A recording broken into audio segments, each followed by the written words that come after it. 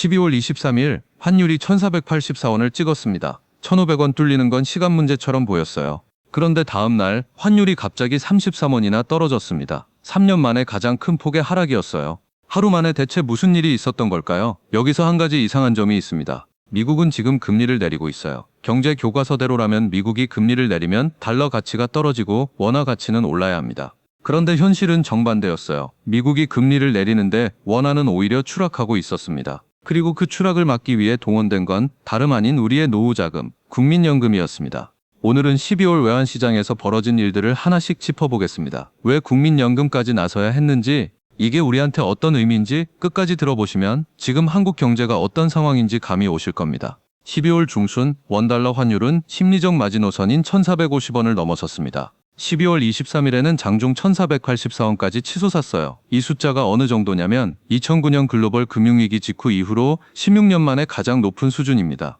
시장에서는 공포가 퍼졌습니다. 1,500원은 기본이고 1,600원까지 갈 수 있다는 얘기가 나왔어요. 왜 이렇게 됐을까요? 첫 번째, 수입업체들이 달러를 사재기했습니다. 에너지 회사들, 원자재 수입하는 회사들이 환율이 더 오르기 전에 달러를 미리 사두려고 했어요. 이러니까 달러 수요가 폭발했습니다. 두 번째, 서학개미라고 불리는 개인 투자자들의 해외 투자입니다. 국내 주식시장이 계속 제자리 걸음이니까 많은 분들이 미국 주식으로 돈을 옮겼어요. 미국 주식 사려면 원화 팔고 달러 사야 하잖아요. 이게 쌓이고 쌓여서 원화 약세를 부추겼습니다. 세 번째, 외국인 투자자들과 투기 세력입니다. 이 사람들은 한국 정부가 입으로만 개입하겠다고 하지 실제로는 아무것도 못할 거라고 봤어요. 그래서 원화를 더 팔고 달러를 샀습니다. 상황이 이 지경이 되니까 정부가 움직일 수밖에 없었습니다. 12월 24일 크리스마스 이브에 환율이 갑자기 급락했습니다. 1,484원 가던 환율이 1,449원대로 떨어졌어요. 하루 만에 33원 넘게 빠진 겁니다. 3년 만에 최대 낙폭이었습니다. 이게 자연스러운 시장의 움직임이었을까요? 아닙니다. 정부와 한국은행 그리고 국민연금이 총출동한 결과였습니다. 기획재정부와 한국은행은 공동 성명을 발표했습니다. 과도한 쏠림은 바람직하지 않다. 필요하면 개입하겠다. 강한 메시지를 시장에 던졌어요. 정부는 해외 주식에 투자했던 분들이 국내로 돌아오면 세금을 깎아주겠다는 정책도 내놨습니다. 서학개미들의 달러 수요를 줄이려는 시도였어요. 그런데 가장 결정적인 건 따로 있었습니다. 바로 국민연금의 등장입니다. 국민연금은 우리나라 국민들의 노후 자금을 모아서 운용하는 기금입니다. 2025년 기준으로 운용자산이 1,361조 원입니다. 세계에서 세 번째로 큰 연기금이에요. 이 거대한 기금이 외환시장에 뛰어들었습니다. 어떻게 했냐고요? 국민연금은 해외에 많은 자산을 투자하고 있습니다. 미국 주식도 있고 유럽 부동산도 있고 여러 나라에 돈이 퍼져 있어요. 이 자산들은 달러나 유로 같은 외화로 되어 있습니다. 보통 국민연금은 이 해외 자산에 대해 환해지를 별로 안 합니다. 환해지란 환율 변동 위험을 줄이기 위해 미리 환율을 고정해 두는 거예요. 장기적으로 보면 원화가 약해지는 추세라서 굳이 환해지 안 해도 나중에 환차익을 볼 수 있기 때문입니다. 그런데 12월에는 이 원칙을 바꿨습니다. 해외 자산에 대해 환해지 비율을 높였어요. 이게 무슨 뜻이냐면 나중에 들어올 달러를 미리 원화로 바꾸는 계약을 체결한 겁니다. 이렇게 하면 외환시장에서 달러를 파는 효과가 생깁니다. 달러 공급이 늘어나니까 원화 가치가 올라가는 거예요. 게다가 국민연금은 한국은행과 650억 달러 규모의 통화 수합을 맺고 있습니다. 쉽게 말해서 한국은행한테 원화 맡기고 달러 빌려 쓸 수 있는 거예요. 이걸 활용해서 현물 시장에서 달러 사는 수요는 줄이고 선물 시장에서 달러 파는 효과는 높인 겁니다. 결과적으로 국민연금이 달러를 쏟아내면서 환율 상승을 막았습니다. 여기서 궁금증이 생깁니다. 왜 굳이 국민연금을 동원했을까요? 한국은행이 직접 달러 팔면 안 되나요? 한국은행도 외환보유고가 있습니다. 달러가 4천억 달러 넘게 있어요. 하지만 이걸 막 쓰기가 어렵습니다. 외환보유고는 국가의 최후 방어선이에요. 1997년 외환위기 때 우리나라가 IMF 구제금융을 받은 이유가 뭘까요? 외환보유고가 바닥났기 때문입니다. 그 트라우마가 있어서 외환보유고를 함부로 쓰면 시장이 더 불안해합니다. 한국 정부가 위기라서 쌈짓돈까지 까고 있다. 이렇게 해석하거든요. 그래서 눈에 잘 안 띄는 방법을 쓴 겁니다. 국민연금이 환해지를 하면 겉으로는 연기금이 포트폴리오 관리 차원에서 하는 것처럼 보입니다. 하지만 실제로는 정부의 환율 방어 정책에 국민연금이 동원된 거예요. 이 과정에서 기획재정부, 한국은행, 보건복지부, 국민연금 이렇게 네 곳이 함께 협의했습니다. 보건복지부는 국민연금의 환해지 운용 지침을 바꿔서 더 유연하게 할 수 있도록 열어줬어요. 자, 여기까지 들으면 잘 된 거 아닌가 싶을 수 있습니다. 환율 1,500원 가는 거 막았잖아요. 물가도 덜 오르고 해외여행 갈 때 환전도 덜 손해보고 좋은 거 아니에요. 문제는 국민연금은 우리 노후 자금이라는 겁니다. 국민연금의 목적은 딱 하나예요. 가입자들의 노후에 연금을 지급하는 것. 그러려면 수익을 최대한 높여야 합니다. 그런데 지금 국민연금이 하고 있는 건 수익률 극대화가 아닙니다. 정부의 환율 안정 목표를 위해 움직이고 있어요. 환해지를 하면 비용이 듭니다. 거래 수수료도 있고 한국과 미국의 금리 차이 때문에 발생하는 비용도 있어요. 이게 다 연금기금에서 나가는 겁니다. 더 큰 문제가 있습니다. 만약 환해지한 다음에 달러가 더 오르면 어떻게 될까요? 2022년에도 비슷한 일이 있었습니다. 그때 정부 요청으로 국민연금이 환해지 비율을 높였는데 그 후에 달러가 계속 올랐어요. 결과적으로 국민연금은 환해지 안 했으면 벌었을 약 6,500억 원의 수익을 놓쳤습니다. 이번에도 똑같은 일이 벌어질 수 있어요. 원화가 약해지는 건 일시적인 현상이 아닙니다. 구조적인 문제예요. 서학개미들의 해외 투자는 계속되고 있고 한국 경제의 성장률은 떨어지고 있고 인구는 줄어들고 있습니다. 이런 상황에서 원화가 강해질 이유가 별로 없어요. 그런데 국민연금이 정부 말 듣고 환해지했다가 또 손해보면 그건 누구 책임인가요? 또 하나 걱정되는 게 있습니다. 미국입니다. 미국 재무부는 매년 2번씩 환율 보고서를 냅니다. 여기서 환율 조작국과 관찰 대상국을 지정해요. 한국은 지금 관찰 대상국입니다. 환율 조작국으로 지정되면 어떻게 되냐고요? 미국 정부 조달 시장 참여가 제한됩니다. 무역에서 불이익을 받을 수 있어요. 국제사회에서 신용도가 떨어집니다. 미국이 환율 조작국을 정할 때 보는 기준이 3가지입니다. 첫째, 미국과의 무역에서 150억 달러 이상 흑자를 내는가.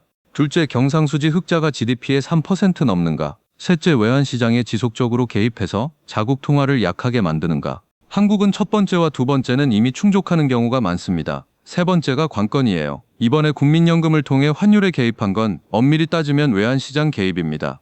물론 직접 한국은행이 달러 판 건 아니에요. 하지만 미국이 이걸 어떻게 볼지는 모릅니다. 미국 재무부는 이미 경고한 적이 있습니다. 정부 투자기관, 그러니까 국민연금 같은 곳은 수익을 위해 해외 투자를 해야지 환율을 목표로 삼아서는 안 된다고요.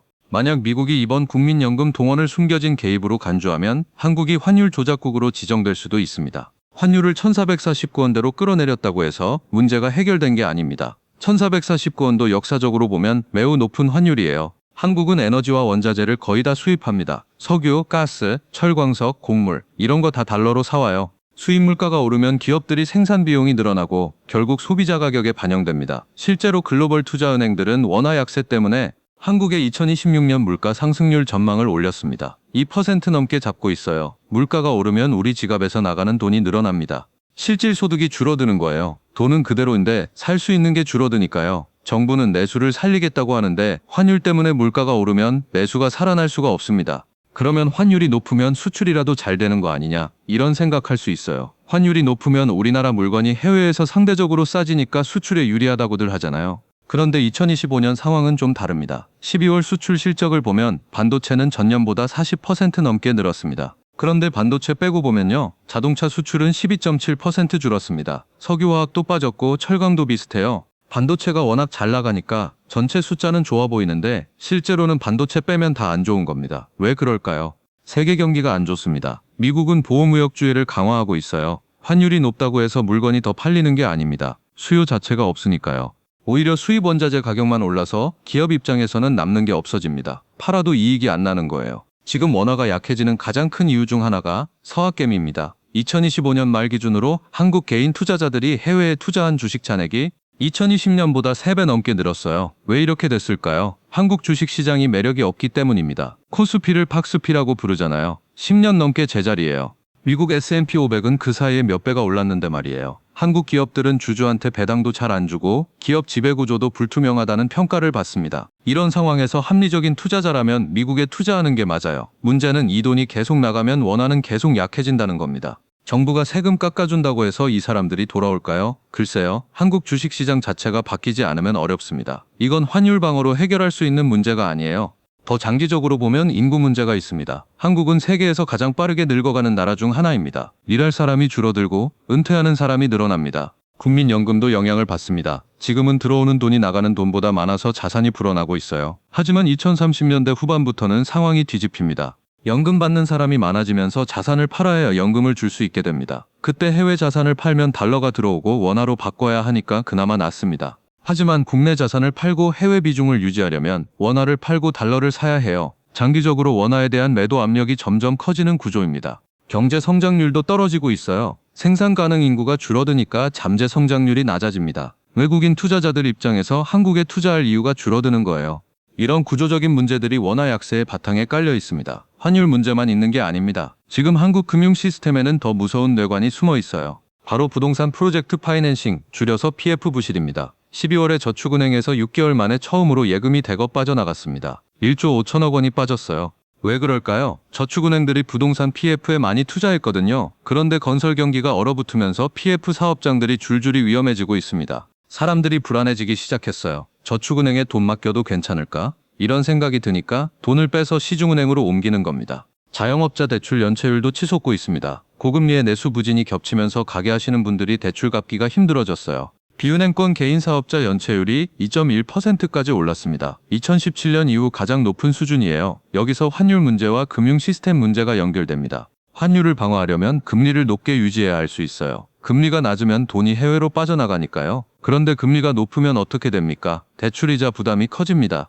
부동산 PF 사업장들은 이자 내기가 더 힘들어져요. 건설사들이 버티기 어려워지고 저축은행에 빌린 돈을 못 갚게 됩니다. 저축은행 부실이 커지면 예금주들이 더 불안해져서 돈을 빼갑니다. 악순환이에요. 만약 큰 저축은행 하나가 예금 지급을 못하는 상황이 생기면, 요즘은 모바일 뱅킹 시대잖아요. 뉴스 나가면 5분 만에 전국에서 돈 빼기 시작합니다. 디지털 뱅크런이 가능한 시대예요. 한국은행도 이 위험을 알고 있습니다. 그래서 2026년 1월부터 비은행 금융기관에 긴급자금을 지원하는 제도를 가동하기로 했어요.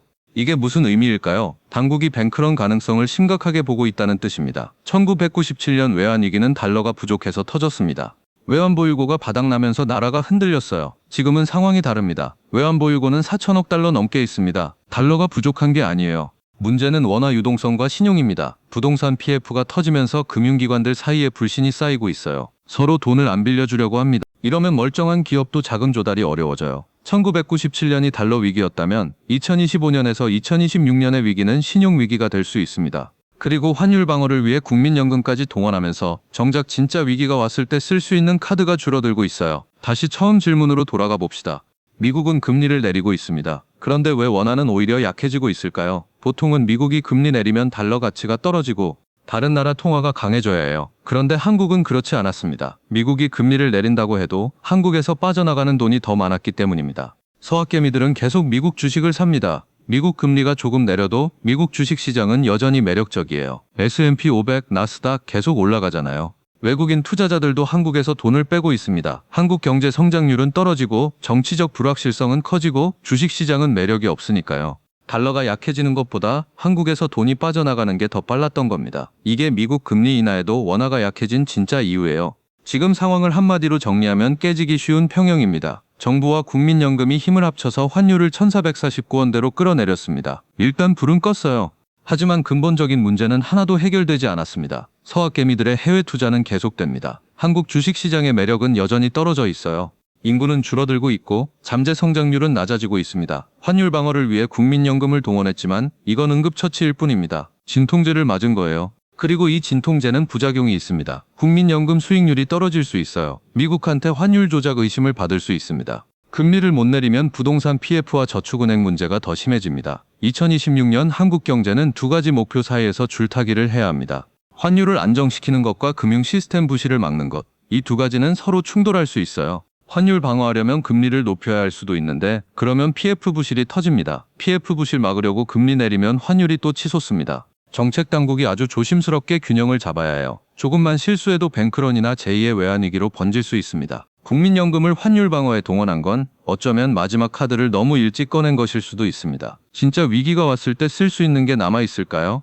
여러분, 저는 공포를 조장하려는 게 아닙니다. 다만 지금 일어나고 있는 일들이 어떤 의미인지 우리가 알고 있어야 한다고 생각합니다.